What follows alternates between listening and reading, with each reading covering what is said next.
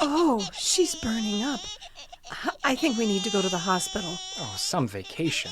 I can't believe we forgot her medication. Do you think they can help us in this town? I don't know if they can without a prescription. I guess we just have to go there and hope for the best.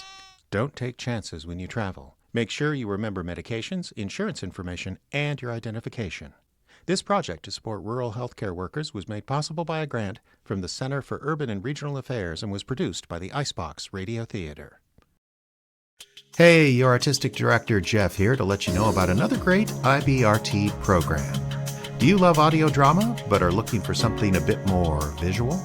Allow me to introduce you to our good friend Victor of Victor's Reality.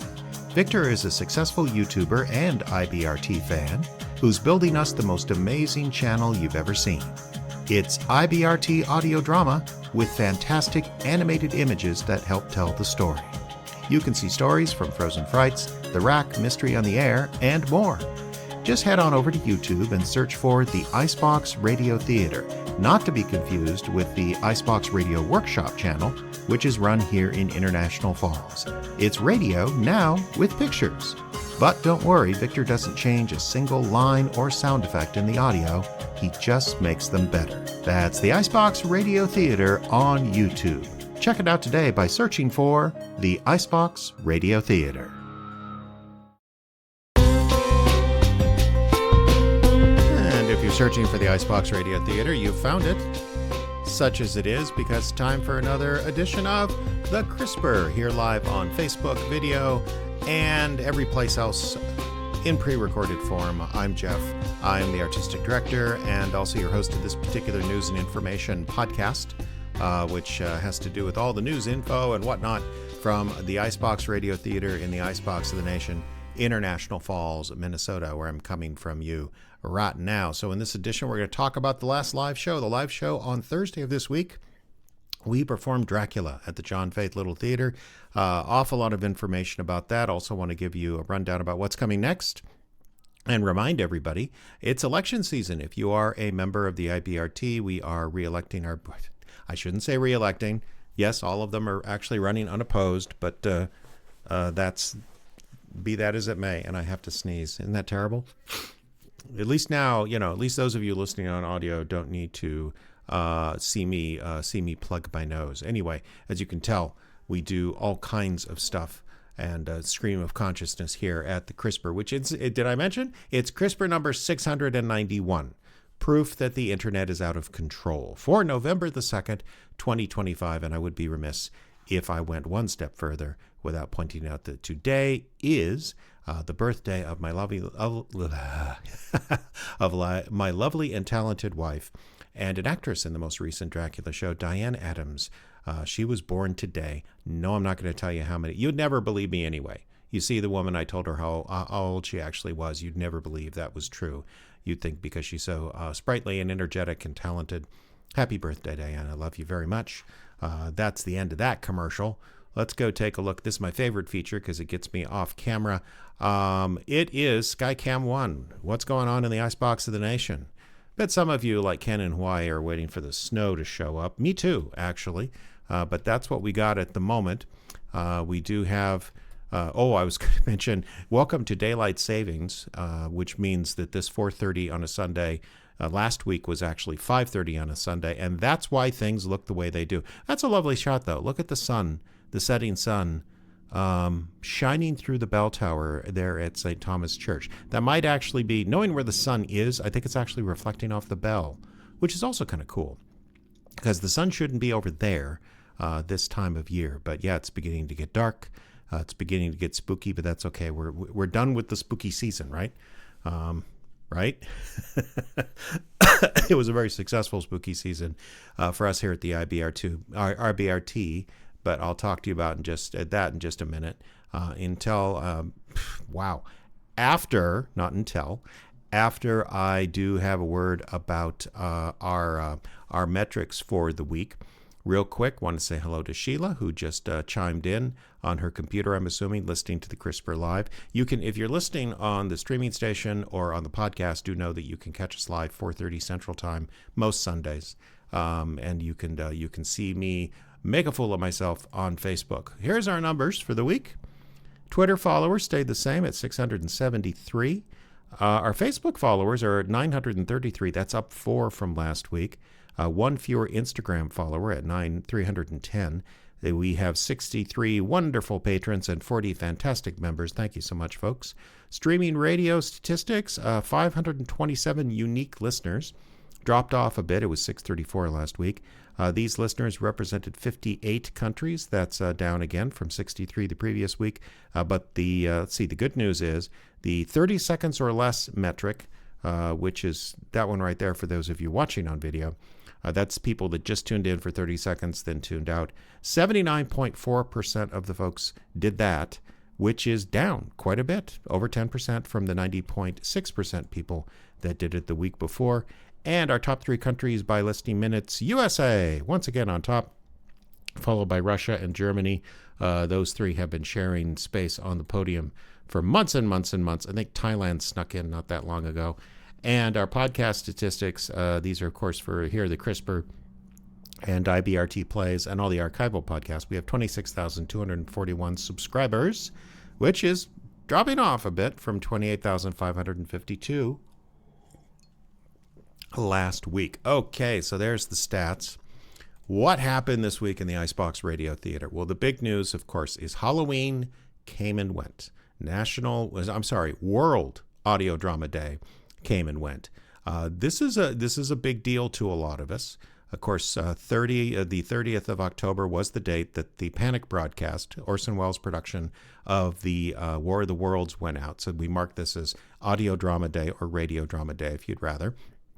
We performed this play we performed actually a Mercury Theater play, their script of Dracula, along with some other features, at the John Faith Little Theater. And things went pretty darn good. I wanted to single out just a couple of things from my notes. I think the broadcast quality was excellent. I did hear from some people who listened live on YouTube, and they said the sound was really good. The picture was what it was. You know my theory on radio on YouTube. You give them video, just not very good video. So it was one camera. It never moved. We were in the back there, and you got to see us. And you still could see us, actually, because if anyone sends a donation, like in the next couple of days, I'll send you the link. And, of course, the link will be going live.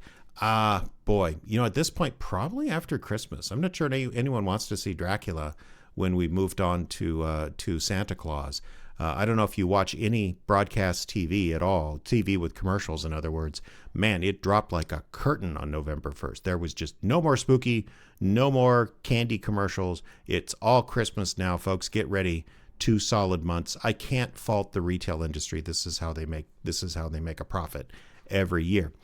Did want to point out Claire Taylor, who is relatively new to town. She is Justin Kapela's girlfriend, who actually just moved up from Georgia not that long ago. But she has a theater background. She'd been wanting to get involved. She took over sound mixing, and she took over the video stream as well. Did a fantastic job, especially since those are not jobs she's super familiar with. She's familiar with sound mixing. We were starting with OBS and video production right from basics, right from the get-go. What do you call it? From ground zero. That's the term I'm looking for. Claire, thank you so much. I cannot tell you how relaxed it makes me and how much a better performance I was managed to put in, because someone else was handling the sound. So the problem with mixing sound when you're on stage is you just can't hear what the audience hears. You're on stage. It's a totally different environment. But having Claire there was absolutely wonderful. One little behind the scenes. Now, when you hear this broadcast, I might fix this problem in post, or I might just leave it there, because we'd been having some computer trouble. All the music and all the sound effects was pre-recorded, and it was fed through a program, which crashed at the very, very end when Dracula was being staked on the road to the Borga Pass. Sorry, spoilers. I should have said that. Dracula dies in the end of the novel because this radio play was very close to the novel. And I looked down as that was happening. I was playing the count, by the way, so I was getting geared up in my mind to scream, a blood-curdling scream, and I see a little what do you call it, error box on my laptop, because I was firing the computer cues for all the sound effects and music.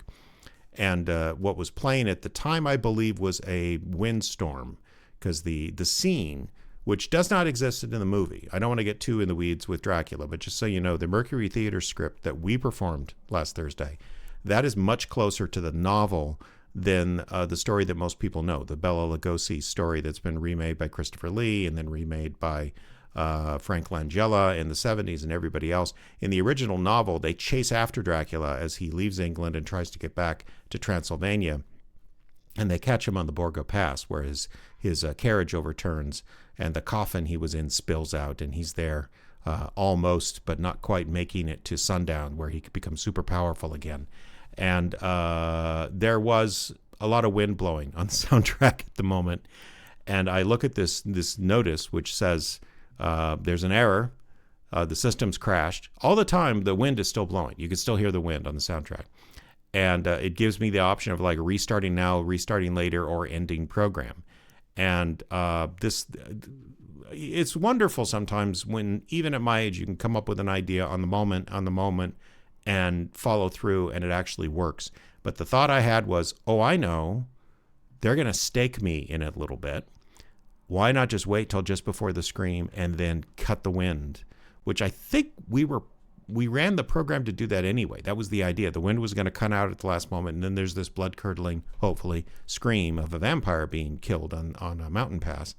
So we did that, and I thought it worked okay, although the cast knew something was up, because the cast had scripts in front of them, and they knew something was happening, but I'm pretty sure that we got away with it. Now, if you gave something, of course, you can go to the YouTube page. No, actually, you can't. I got to send you the direct link.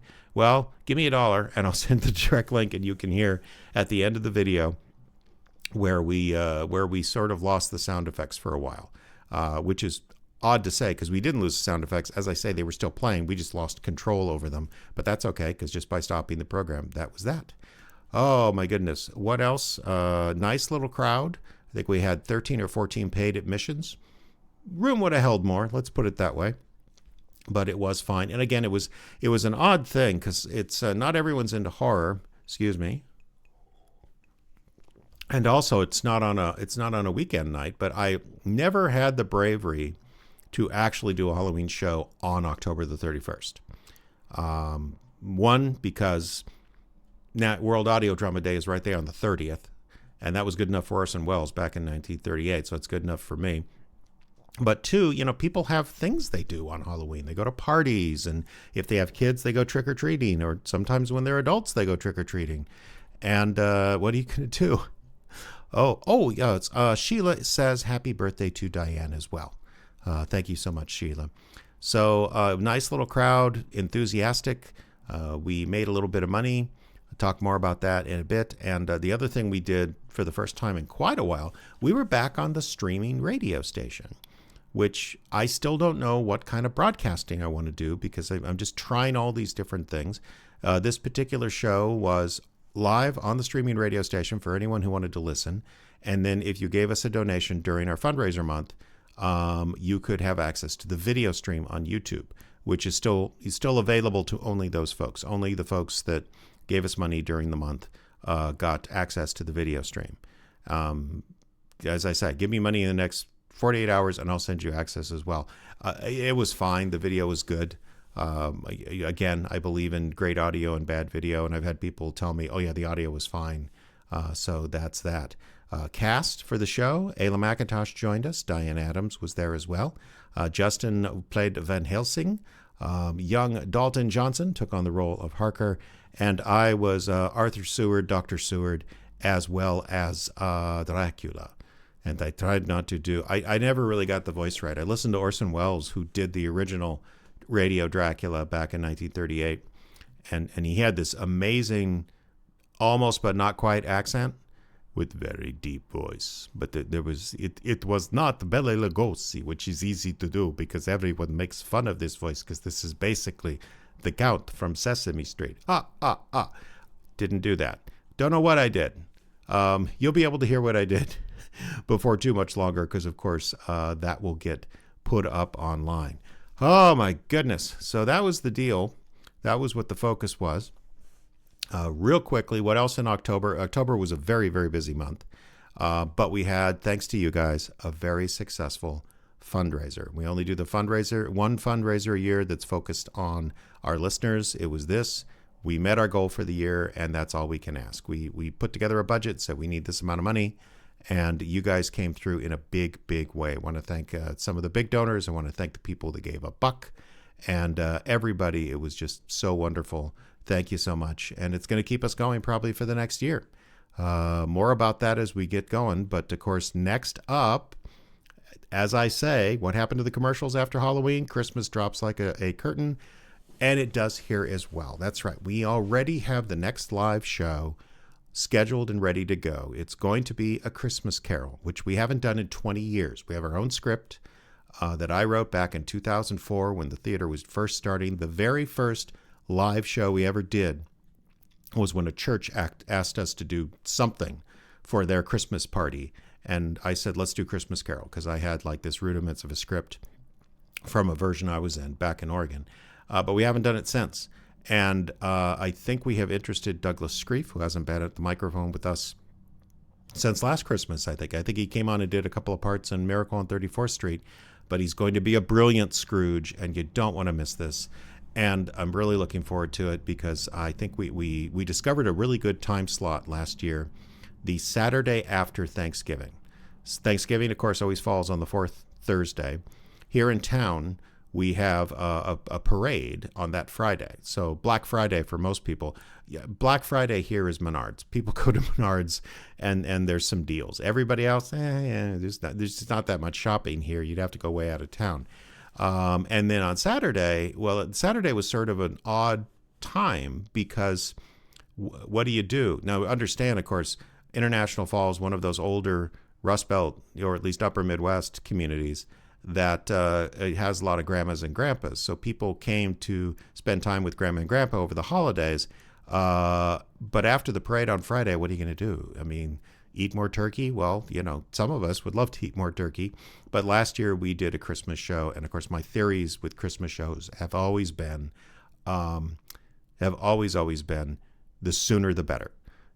Everyone's really in love with Christmas in like November 29th when we're doing the show, December 1st and 2nd and so on.